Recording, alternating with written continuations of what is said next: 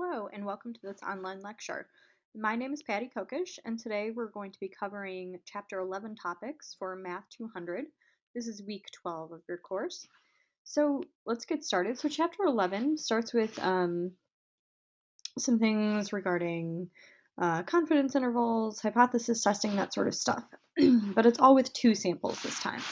So the chapter is entitled Inferences on Two Samples. So from 11.1, we're going to start with inference about two population proportions. So the objectives in this section are to be able to distinguish between independent and dependent sampling, test hypotheses regarding two proportions from independent samples, construct and interpret confidence intervals for the difference between two population proportions, and test hypotheses regarding two proportions from dependent samples. And then we also want to be able to determine sample size necessary for estimating differences. So let's start with this first objective, which is distinguishing between independent and dependent sampling. So a sampling method is independent when the individuals selected from one sample do not dictate which individuals are to be selected in a second sample. A sampling method is considered dependent when the individuals selected in one sample are used to dictate the individuals that will be in the second sample. Another word for dependent sampling is matched pairs. So it is possible for an individual to be matched against him or herself. So you could do, for example, a reading of cholesterol levels before and after some experimental drug. That would be a matched pairs design where the individual is matched against him or herself.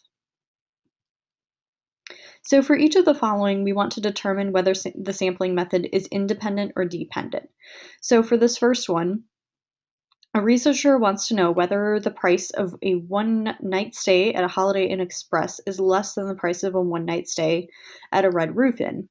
She randomly selects 8 towns where the location of the hotel is close to one another and determines the price of a one-night stay. In the other example, a researcher wants to know whether the state quarters, which were introduced starting in 1999, have a mean weight that is different from traditional quarters. So he randomly selects 18 state quarters and 16 traditional quarters and compares the weights.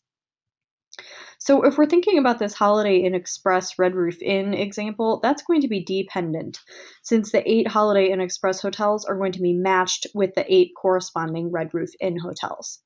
But the sampling method for the state quarters is going to be independent because the state quarters which are sampled have no bearing on which traditional quarters were used. Okay, the second objective is to test hypotheses regarding two population proportions from independent samples. So the best point estimate of P is called our pooled estimate, and it's normally denoted as P hat. P hat is going to be x1 plus x2 divided by n1 plus n2. Now x1 and x2, that's the characteristics that you're looking for from each of your populations or your samples, and then n1 and n2 are the two different sample sizes. So we calculate a test statistic, going to be z naught, and it's calculated the following way. You take p1 hat minus p2 hat, and we'll talk about what all these things are in a minute, and then we divide by the square root of p hat times 1 minus p hat, where p hat is that pooled estimate that's above here, and then you multiply that by 1 over n1 plus 1 over n2, the square root of that. So hypothesis testing regarding the difference between two population proportions involves the following conditions to be true first. So samples have to be independently obtained using simple random sampling. When we take the sample size for the first sample times its p1 hat and 1 minus p1 hat, it has to be at least 10, and the same has to be true with our second sample. So typically, when we were doing hypothesis testing before, we required that n times p hat times 1 minus p hat be at least 10, and this has to be the case for each of our samples. And then our n1 and our n2 each have to be less than 5% of the population size. So this requirement ensures that the independence necessary for a binomial experiment. So step 1 is to always start by determining your null and your alternative hypothesis. And this can be structured a couple of different ways. So these are going to look a little bit different than the other hypothesis testing that we've done because we have two samples that we're trying to compare.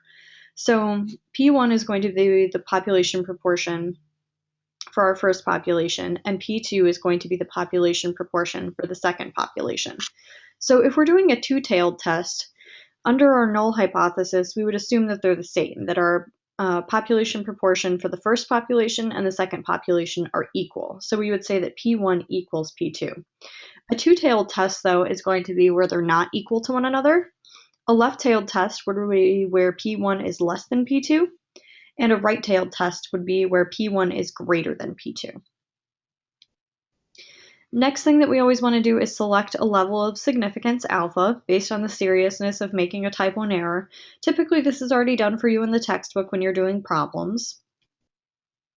And then the p-value approach, you use table 5 to estimate the p-value after you've calculated your test statistic. If you have a two-tailed test, then it's going to be the sum of the area in the tails. That would be your p-value. If you have a left-tailed test, then it's just going to be the area to the left of z naught. If you have a right-tailed test, it's the area to the right of z naught. And if you're computing your test statistic, z naught is going to equal your p1 hat minus p2 hat divided by the same thing that we already went through before, where it's square root of p hat times 1 minus p hat, where that's your pooled estimate, it's given right here. And that's multiplied by 1 over n1 plus 1 over n2, the square root of that. And then we just look them up on our table. Sorry, this is a repeat. You can also do this using your graphing calculator, Excel, Minitab, StatCrunch. They all have the ability to obtain p-values for you, so you're welcome to use those if you have them at your disposal. And then if your p-value is less than alpha, you go ahead and reject your null hypothesis. So this is the same way that we made conclusions before. P-value less than alpha, reject H naught. And then we go ahead and state our conclusion in a nice wrapped up sentence. So let's go through an example. An economist believes that the percentage of urban households with internet access is greater than the percentage of rural households with internet access. He obtains a random sample of 800 urban households and finds that 338 of them have internet access. He also obtains a random sample of 750 rural households and finds that 292 of them have internet access. Test the economist's claim at the alpha equals 0.05 level of significance. So we have to verify that all of those requirements are met. The samples are simple random samples. They were obtained independently, so there are no matched pairs in this example. Our X1, which is the number of people that have internet, I think, from the urban area, yes, is 338. Our sample size for our urban area was 800. The number of people in the rural area that had internet access was 292, and that was out of 750. So that's where all of those numbers come from. So the first thing you always need to do is go ahead and calculate your P1 hat and your P2 hat. So we consider a success in this case being that they do have internet. So for our P1 hat, this is our urban population estimate. We take 338 and divide it by 800, and we get 0.4225. Now for our P2 hat, we take 292 divided by 750, and we get 0.3893. Now we'll use these numbers later, but right now we just need to use them to verify that our conditions are met. So we need to take our first sample size, which was 800, multiply by our P1 hat, which was 0.4225, and then multiply that by 1 minus our P1 hat, which would be 1 minus 0.4225. And if you do that, you get 195, which is obviously larger than 10, so that's fine. And then we do the same thing with that second population. So we take our second sample size, which was 750 for our rural area, multiply by our estimate, which is 0.3893, and multiply by 1 minus our estimate. And when we do that, we get 178.309, which again is larger than 10. And we also know that the sample sizes are going to be less than 5% of the population size, so that's not an issue either. So now that all of our conditions are met, the first step is to determine whether the percentage of urban households with internet access is greater than the percent of rural households. So what we want to do is set up our null and our alternative hypotheses. So there are a couple of ways we can write these. The first way, and this is probably the way that I would write this if I were doing it myself, would be our null hypothesis would be that P1 is equal to P2. So we kind of assume that they're no different from one another. But then what we're trying to show is that P1 is actually greater than P2. So the percentage of urban households is larger than the percent of rural households with internet. Equivalently, you could have this over down here where you put everything on the same side. So for example, if you subtract P2 from both sides of your null hypothesis, you'd have P1 minus P2 equals 0. That's equivalent to saying that P1 equals P2. And then for the alternative, if you move P2 over to the other side by subtracting, you have P1 minus P2 is greater than 0, which is equivalent to saying that P1 is greater than P2. Either way is completely fine. I think that this first one is a little more intuitive, but it really doesn't matter too much. And then they also told us already that the level of significance is 0.05. Okay, so step 3, we need to calculate our pooled estimate first so that we're able to use it when we're doing our formula. So for our pooled estimate, we take our successes, which are 338 and 292, we add those up, and then we divide by our total sample size, which would be our 800 plus our 750. And when we do that, we get 0.4065. So then to calculate our test statistic, we're going to have a z-test statistic.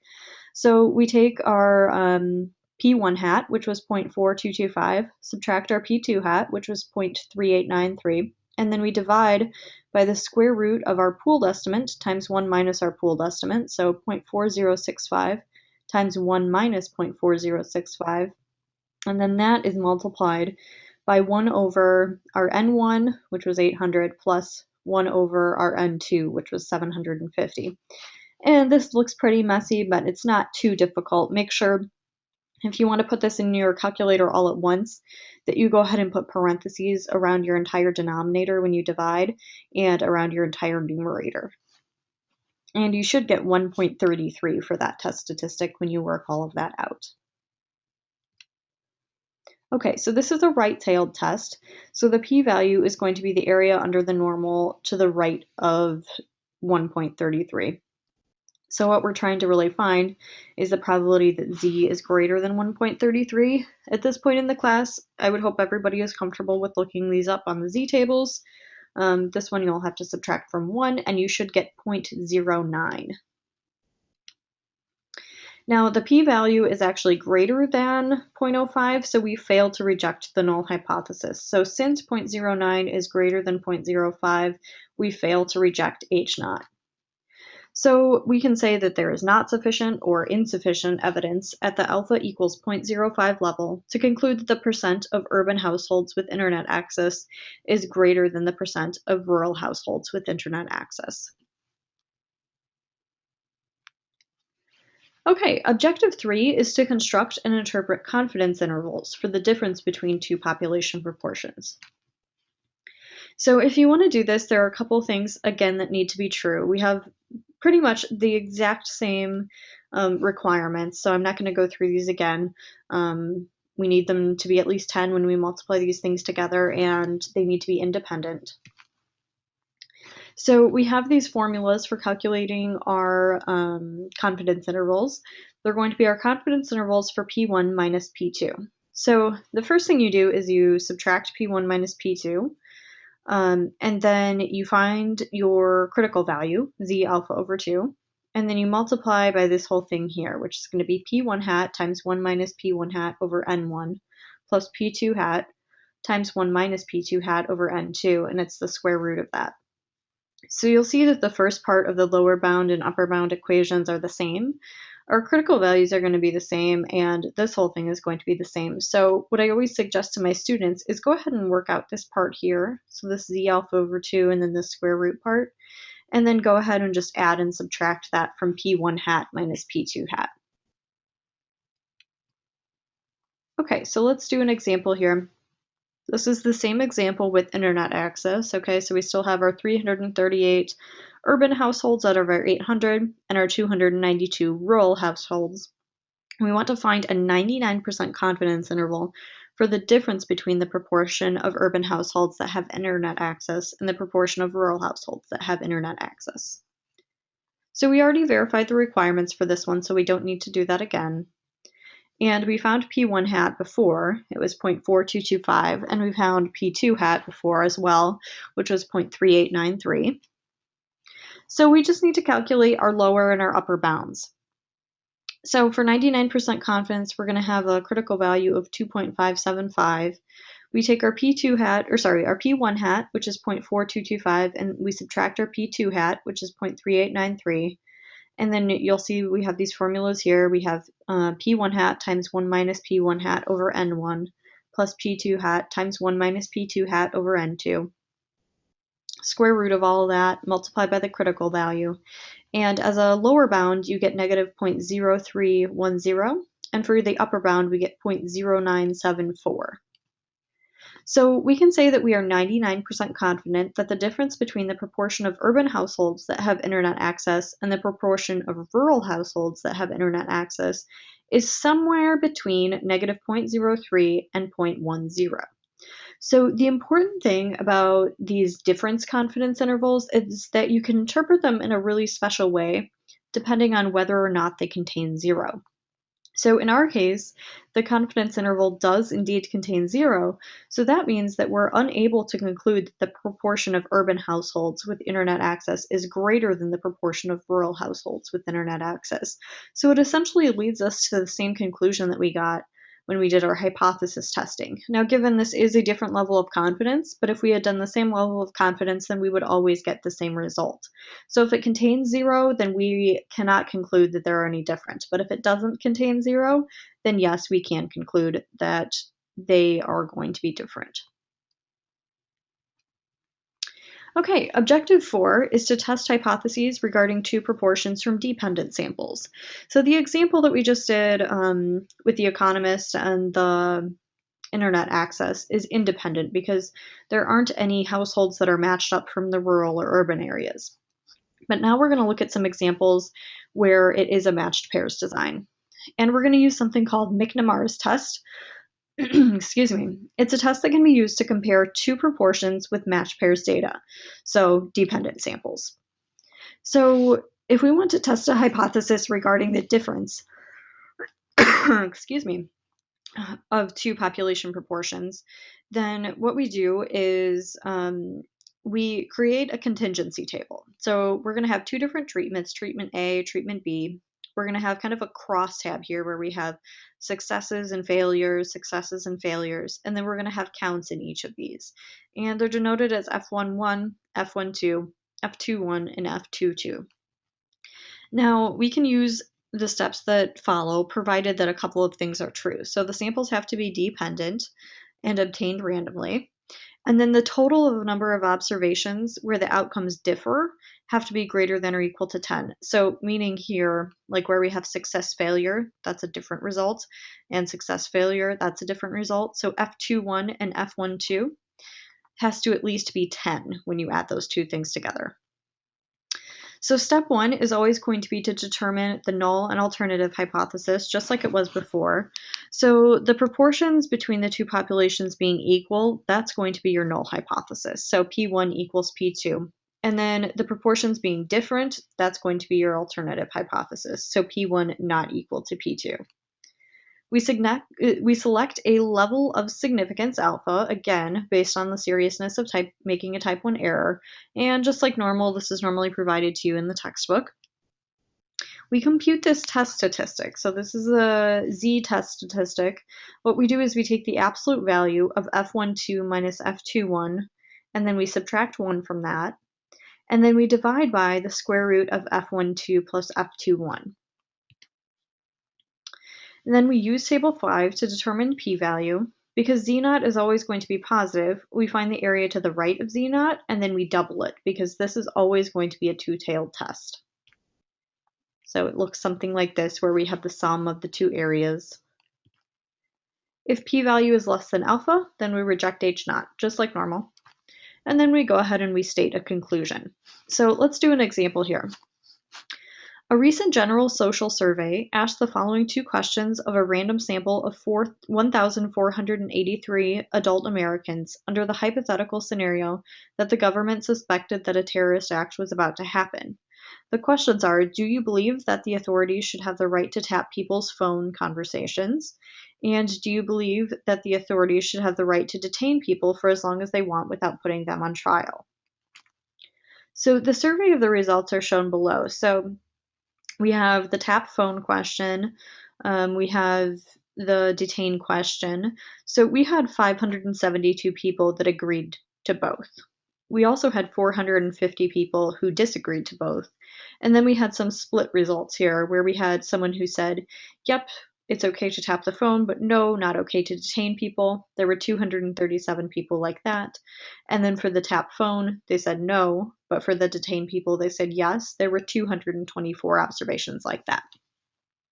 And what we want to know is we want to know if the proportions who agree with each scenario differ significantly. We're going to use the alpha equals 0.05 level of significance. So the sample proportions of individuals who believe that authorities should be able to tap phones is given by our 572 plus our 237, so those are the people who agree with tapping phones, out of our 1,483. So if we do that, we get 0.5455. So this is the sample proportion of individuals who believe that, yes, authorities should have the right to detain people, should have the right to tap phones. And if we're talking about the detain question, we take our 572, whoops, let me go back one page, our 572, that's the people who agree with detaining, and the 224. And again, divide by our 1,483, and we get 0.5367. So what we want to determine is whether or not there's a difference in the sample proportions due to a sampling error or to the fact that the population proportions actually differ. So the samples are dependent because it's the same person being asked two different questions. They were obtained randomly. The total number of individuals who agree with one scenario but not the other is much larger than 10. It was our 237 and our 224. So this is the F12 and the F21. And we get 461, which is obviously larger than 10. So those satisfy our initial conditions, so we can use McNemar's test. So the hypotheses are as follows. Our null hypothesis is that the proportions between the two populations are equal.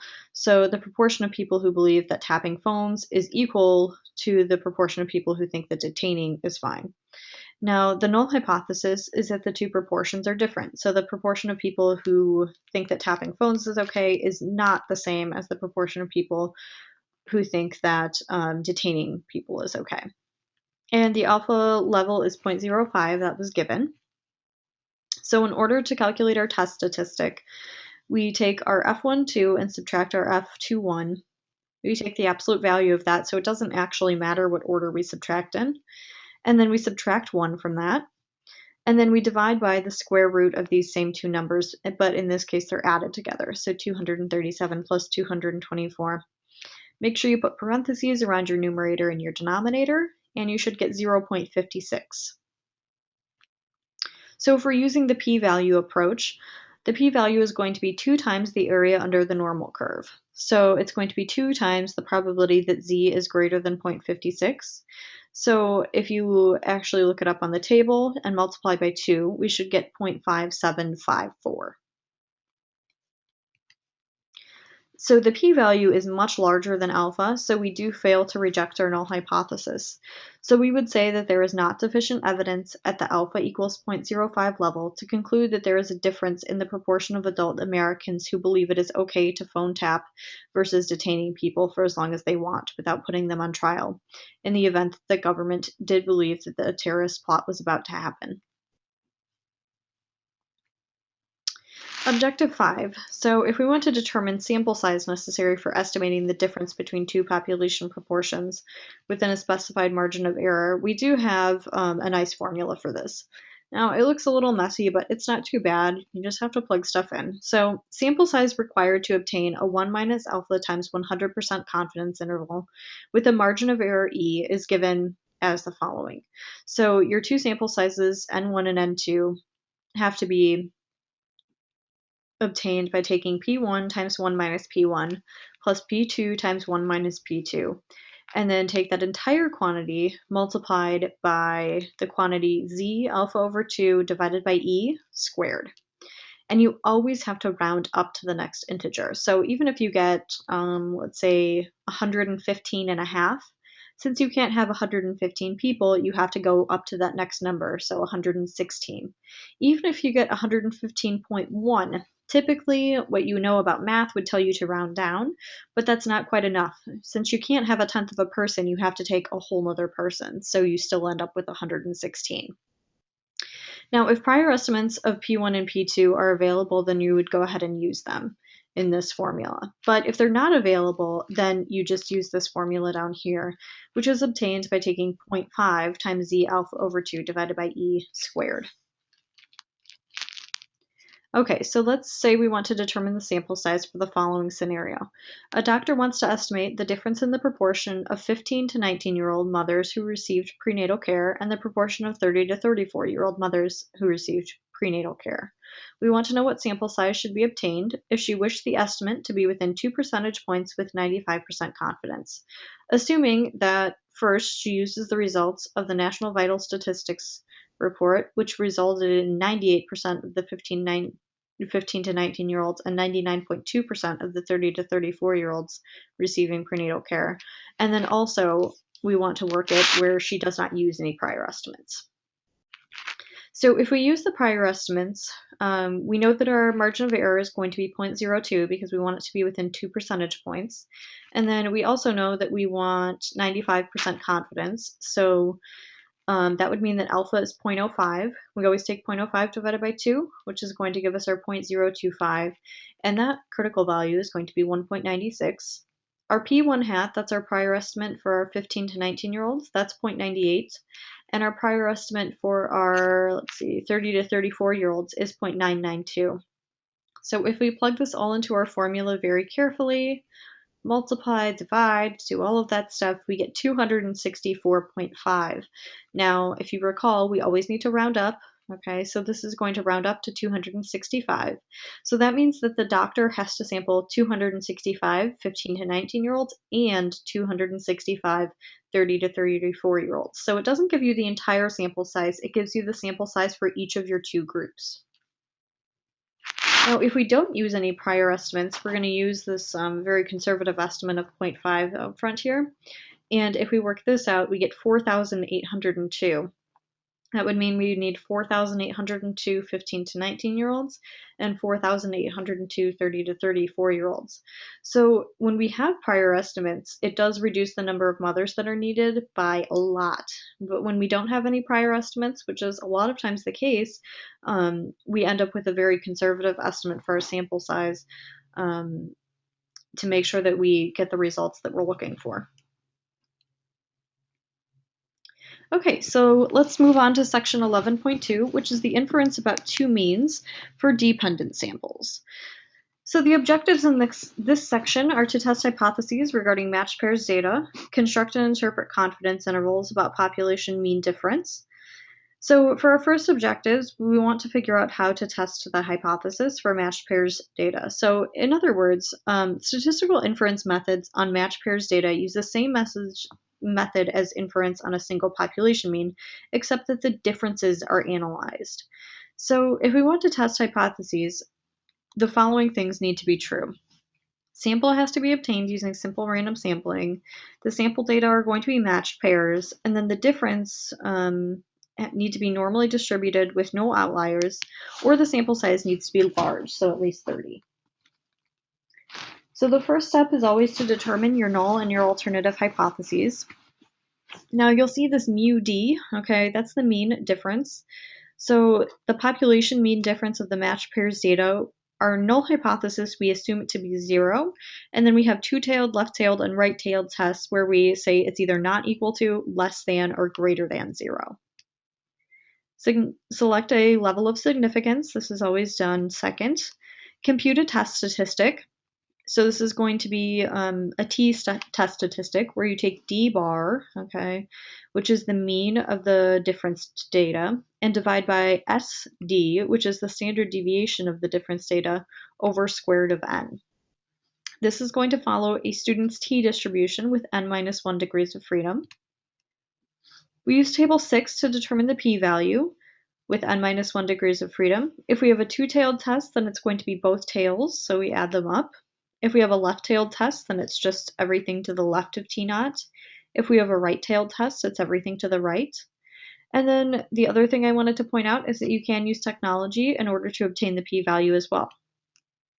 If the p-value is less than alpha, we reject h naught, and then we state our conclusion. Now, these procedures are robust, which means that even minor departures from normality will not adversely affect our results. However, if we do have outliers, we should not be using this procedure. So the following data represents the cost of a one-night stay in the Hampton Inn hotels in La Quinta and the La Quinta Inn hotels for a random sample of 10 cities. We want to test the claim that the Hampton Inn hotels are priced differently than the La Quinta hotels at the alpha equals 0.05 level of significance. So what we have here is we have our 10 cities, we have our Hampton Inn prices and our La Quinta prices. It looks like the La Quinta prices are all a little bit lower, but we're not doing a one-tailed test, we're doing a two-tailed test, just saying that they're not equal. So essentially what we do is we just calculate each of the differences, okay? So if you look here, we take our 129 minus our 105, that would give us our Dallas difference, and we get 24. Now, if we do all of the differences along the line, we end up with 24, 53, 100, 40, negative 10, 71, 77, 70, 39, and 50. So these are all obtained by just subtracting our Hampton prices. That is our kind of our starting point, and subtracting our La Quinta prices. Now, we need to calculate D bar, so that means that we need to take this data and calculate the mean, and you should get 51.4 for that. And then the standard deviation is also calculated, and in this case, it's 30.8336. So that can be done using a calculator, Excel, Minitab, StatCrunch. We also look at a normal probability plot. There aren't any violations of the normal assumption, so these dots, all of our observations are within the bars. And then we have a box plot, which shows that there aren't any outliers, so that's good as well. So for our solution, we want to determine if the prices differ. So that means that our null hypothesis is going to be that the mean difference is 0 versus our alternative hypothesis that the mean difference is not 0, not equal to 0.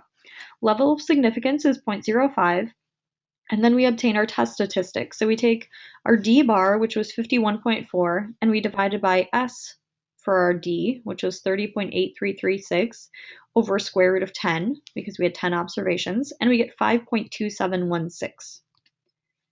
So we're going to be using the p-value approach. So because this is a two-tailed test, the p-value is going to be 2 times the area under the t distribution with n minus 1, which in our case would be 9 degrees of freedom, to the right of the test statistic 5.27.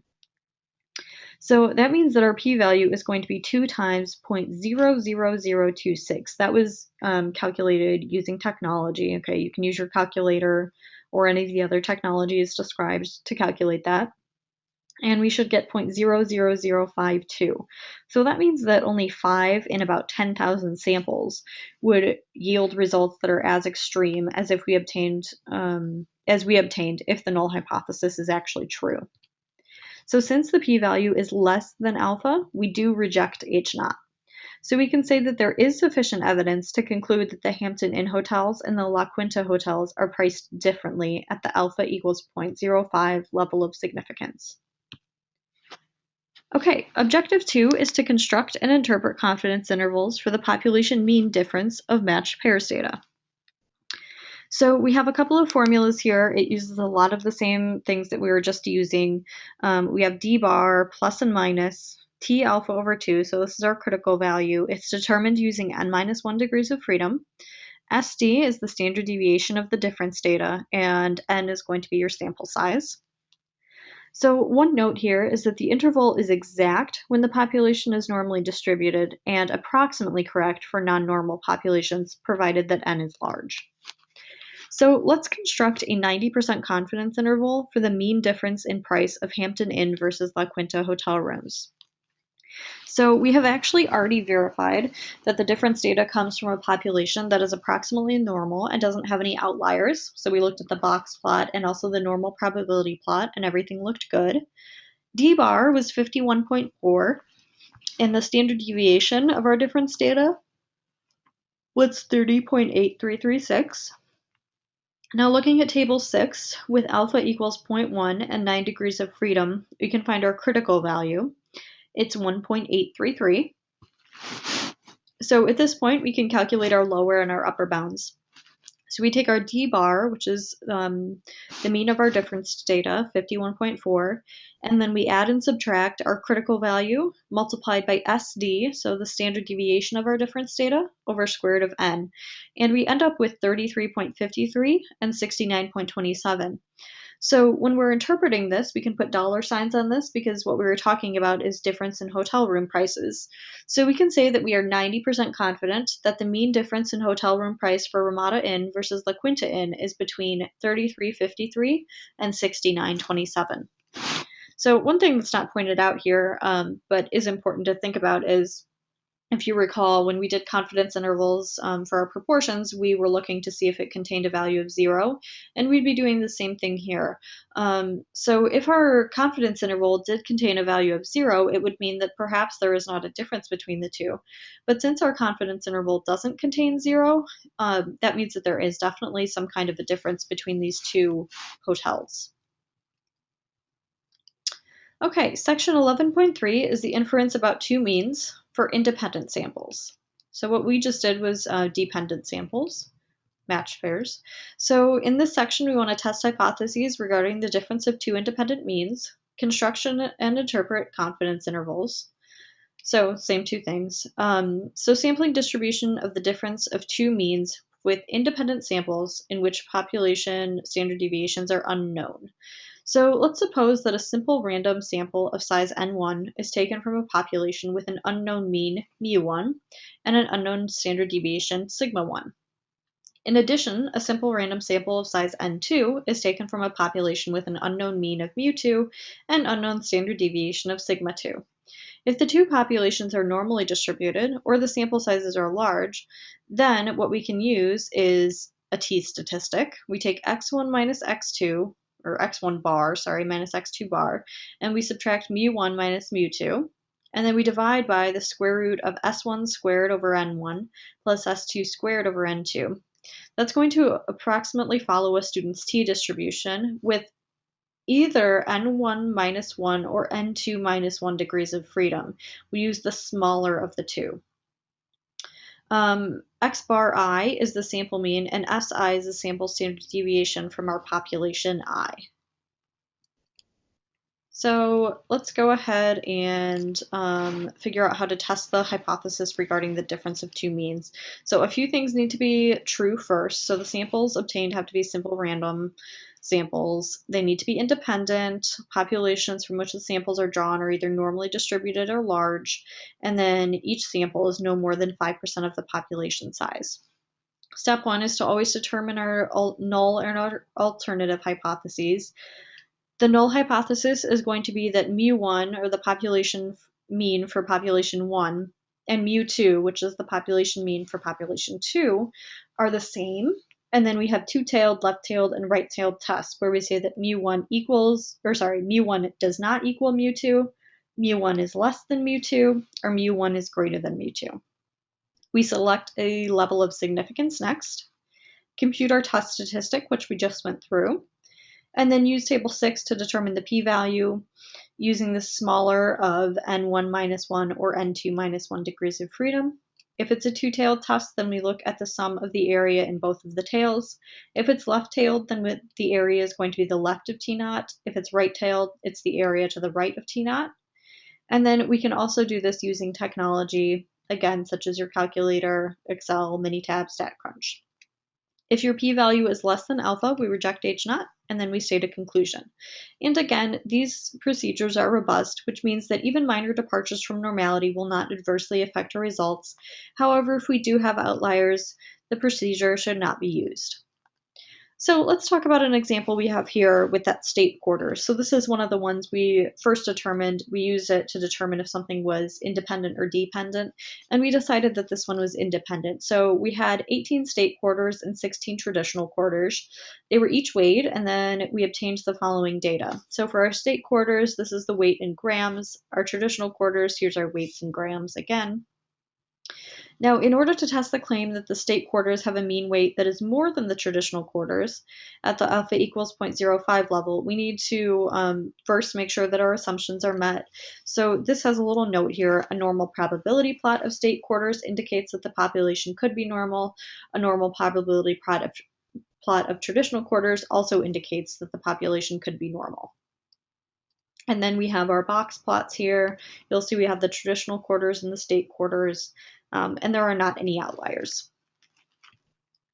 Okay, so step one is to determine what our null and our alternative hypotheses are. So H naught is going to be that mu1 is equal to mu2, and our alternative hypothesis is that mu1 is greater than mu2. So we have a right-tailed test here. Level of significance is 0.05. And then we calculate our test statistics. So we take our, let's go back for 1 second. They don't even give us the means here, but for our test statistic, we take our x1 bar minus our x2 bar, and so we subtract our mu1 minus mu2. So we have 5.7022, that was our first mean, subtract our second mean. Now mu1 minus mu2, that's going to be 0 because we're assuming that they're the same. And then we divide by the standard deviation squared over their respective sample sizes. We add those together and take square root, and then we divide by that number. And if you do that, you should get 2.53.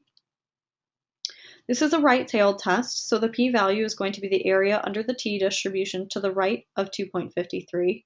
And if we actually look that up, you should get something like 0.01, so a pretty small value. Since the p-value is less than alpha, we reject H naught, so we can say that there is sufficient evidence to conclude that the state quarters weigh more than the traditional quarters.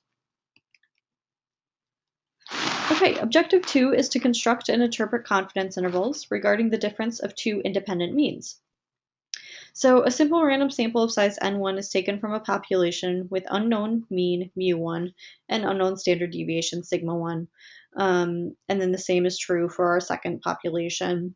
If the two populations are normally distributed, then we can create a confidence interval about mu1 minus mu2. It's going to be given by taking our x bar 1 minus our x bar 2, subtracting our critical value, which has been multiplied by our standard deviation of our first population, or our first sample squared over our sample size plus S2 squared, which is going to be our sample standard deviation for our second sample, over our sample size for N2, square root of that.